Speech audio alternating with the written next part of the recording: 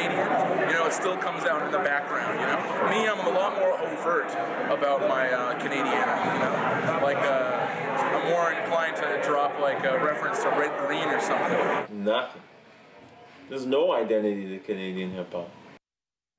Our identity as hip-hoppers in Canada, do we have one? What is it? A great examination from filmmaker Joe Klymkiw called Hip Hop A. How are you, man? I'm good. How are you? Good. So tell us the idea behind your doc. Well, it kind of stemmed from, I had a radio show at CITR for about 6 years, and basically I saw a lot of artists come through there, and I didn't really feel that they were represented, and kind of there was no, I didn't feel like there's radio stations across Canada. Hey, Joe, you know why you felt like that? Why? Because there aren't any. That's why. It's an amazing discussion, though, with these guys, because you realize how much dedication and love they have to have for the music that they're generating to continue to make it, because this is a very difficult country to play any music in and be successful, let alone hip-hop.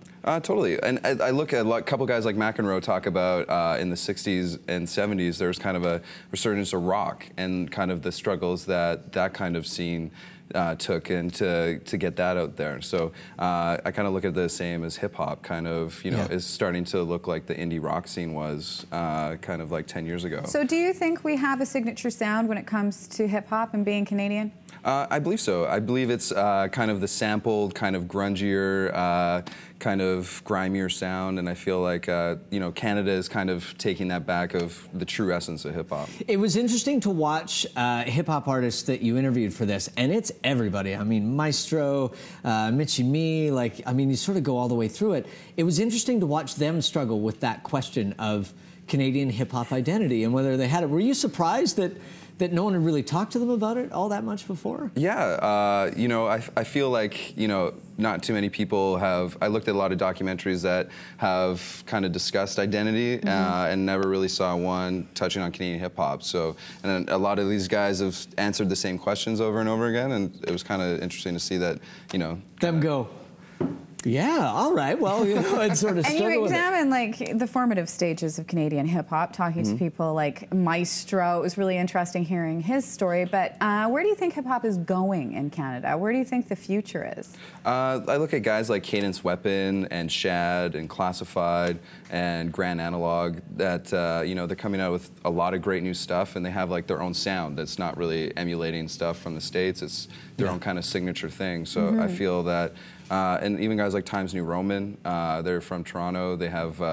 they're very into different things. They, you know, they're not about a CD release. They're about an object release where they, you know, it's a USB key that it has their music on. Well, it's so interesting because you talked to the fella from Battle Axe. I'm blanking on his name, but Kyle Kraft. Kyle, how you have to adapt in order to make it in the music industry and do different things. Do you find that hip hop artists are good at that? I mean, it seems like some artists can really get themselves out there. Oh, totally. And I think that's the underlying theme of the doc is if you're a new artist, kind of wanting to see how these guys have come up and how they're still kind of progressing, is that to go on tour, because no one's really making money off record sales anymore. Yeah. And that's kind of where also I kind of got the idea to kind of go across Canada and show the film, is that I also want to go on, like, do a little mini tour. So when does the mini tour start with this film? Because that's going to be an interesting exercise for you to sort of watch people come out, because there are hip-hop heads across this nation, but they're kind of a quiet, you know, I would call it, you know, major minority as you go through. So when do you start, and how does that all roll out? July 8th at the Rio in Vancouver, July 22nd in Winnipeg, and then July 29th in Toronto. Any special guest stars going to be at the screenings? There's special guests. It's kind of, you got to come and check it out. Come and see. Yeah, you know, Winnipeg, you mentioned it because there's an interesting discussion about Winnipeg as well, and some of the Aboriginal influences and just all the different voices that find a home in hip-hop, because it's an interesting place to express yourself, especially for young people, right? Oh, totally. And I feel that, you know, when I first started it, I really wanted to go to every single province and show every single scene. And then when I... How's PEI? Yeah.